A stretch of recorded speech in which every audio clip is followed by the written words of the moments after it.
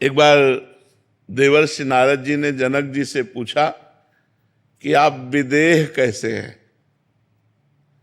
आपकी रानी हैं, आपके संतान हैं, राजपाट है, और आप विदेह स्थिति तो अवधूत महापुरुषों की होती है, शरीर का होश नहीं है, और ऐसी थी जनक जी की स्थिति। तो उनका आज आराम करो, कल सभा में बताएंगे, चर्चा करेंगे, आज तो आप आराम कीजिए। खवाया पियाया और महल में, अपने महल में सुलाया, और जब रात्रि हुई तो रानी से कहा सो जाओ जा करके देवर्षि नारद जी के साथ।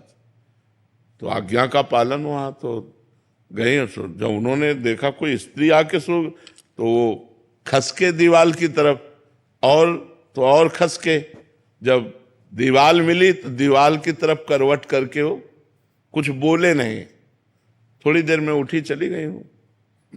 सुबह नारद जी गए और जनक जी से कहा कौन स्त्री को भेजा, क्योंकि आपके महल में आपकी आज्ञा के बिना स्त्री नहीं जाएगी। तो क्या हुआ महाराज?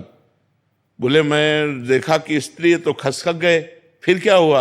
वो भी खसकी हमारी तरफ। फिर क्या हुआ? बोले दीवाल मिल गई तो दीवाल की तरफ मुंह करके लेट गए। बोले फिर मुझे शांति मिली। तो बोले स्त्री को दीवाल क्यों नहीं समझ लिया?